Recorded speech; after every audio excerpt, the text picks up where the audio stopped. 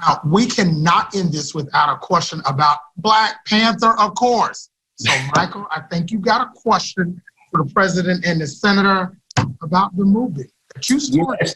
Yeah, it's more around representation. I know in Hollywood, we talk a lot about, the power of culture and representation and whatnot. It means a lot for young kids to see themselves, especially Black kids, to see themselves on screen in movies like Black Panther. Rest in power, Chadwick, because none of that would be, possible without him. So when people see, you two guys on the screen, who look at you guys as real life superheroes, young and old, I felt some of that responsibility, because we also see it as power, but it's also opportunity, the places that we're able to reach and, the platforms that we're able to be on. So can you talk about what it means to you, how you guys would use your superpowers to create real change? Well, look, I will just say this. I am old. I am significantly older than I think the other three of you guys. So I can recall a time in which if you were a person of color on the screen, you were going to be the help. You were going to be immediately a bit part somewhere. There were maybe a handful of folks, Sidney Poitier, Diane Carroll, who you might see on the screen in a dignified role. And so, of course, that's important. And, Michelle and I took very seriously the fact that, as the first African-American first family, we wanted people to draw some sense that they could raise their horizons and not somehow feel as if there was anything out of bounds for a young Black boy or a young Black girl, that they are able to do everything. Just like, when you have a Black astronaut, you have a Black engineer, you've got a Black movie star, you have a Black tech entrepreneur. So that's important. I want to say, though, that it's also important not just for the African American child to see, it's important for all Americans to see. It's not just important for us to see a potential woman vice president for young girls. It's important for young boys to see a female vice president so that they understand that your worth, your power, your voice, your capacity for leadership is not gender-based. It's important for us to see Hispanic leaders and Asian American leaders and LGBTQ leaders, not just for the people who directly identify with those folks, but for people who aren't Asian American to know, I've got an Asian American mayor. They're doing a great job. So, because what happens when we see everybody having opportunity, and is that it helps to cure us of our own biases. It's not just that it reinforces our sense of power.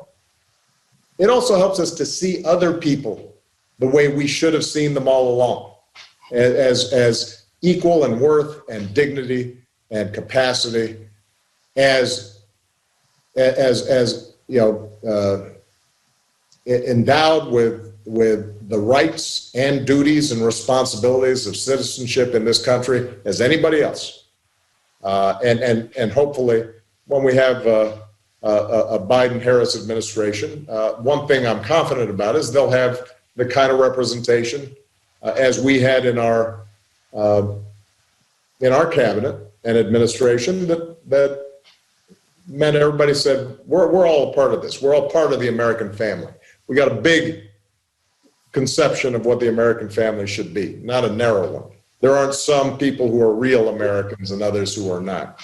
We're all sitting at the table and all worthy of respect and having a voice. Senator? also, to add to what the president said, you know, we each, and probably a whole lot of folks who are on this Zoom, have had the experience of being the only one like you in a room, the only one who looks like you or has had your life experience. And I think part of the importance of elevating the images of who can do what, and perhaps challenging notions about who can do what, is to also remind people who are on that path that they are not alone. Because, and I will speak to folks on that point, which is that you may often be the only one like you in that room, because we are still in a process of breaking barriers. To the president's point, I'm only the second Black woman in the history of the United States Senate to serve there, and currently I'm the only Black woman in a body of 100 people who serves in the United States Senate.